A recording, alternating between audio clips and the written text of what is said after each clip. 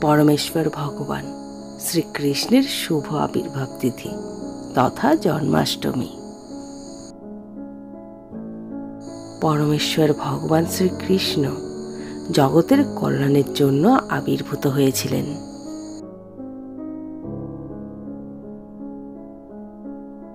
সকলেই জন্মাষ্টমী ব্রতর উপবাস পালন করুন এবং পরমেশ্বর ভগবান শ্রীকৃষ্ণের অশেষ কৃপা লাভ করুন।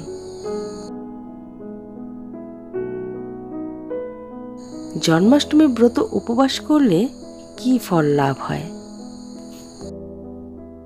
আসুন জেনে নিই। পাপমোচন ও মুক্তি লাভ। জন্মাষ্টমীর উপবাসে সমস্ত পাপ থেকে মুক্তি পাওয়া যায়।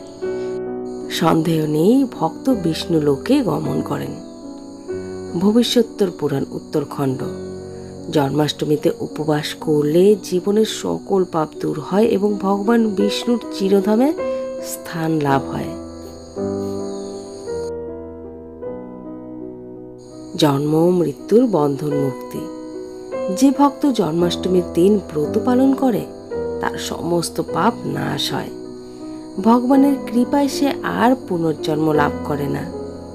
স্কন্দ পুরাণ বৈষ্ণব খণ্ড। এই ব্রত ভক্তকে জন্ম মৃত্যুর চক্র থেকে মুক্তি দিয়ে চির শান্তি প্রদান করে। ইচ্ছা পূরণ ও সৌভাগ্য লাভ। যে ভক্তি সহকারে জন্মাষ্টমীর ব্রত পালন করে ভগবান বিষ্ণু তার সমস্ত কামনা পূর্ণ করেন। পদ্ম পুরাণ উত্তরখণ্ড। এই ব্রত জীবনের সব শুভ ইচ্ছা পূরণ করে এবং অটল সৌভাগ্য প্রদান করে। ভগবত প্রেম বৃদ্ধি ও অন্তরের পবিত্রতা। উপবাসে জন্মানো পুণ্য হৃদয়কে শুদ্ধ করে এবং কৃষ্ণ ভক্তি বৃদ্ধি করে। নারদ পুরাণ পূর্বখণ্ড। এই উপবাসে অন্তরের অপবিত্রতা দূর হয়, ভগবত প্রেম বৃদ্ধি পায় এবং কৃষ্ণ স্মরণ সহজ হয়।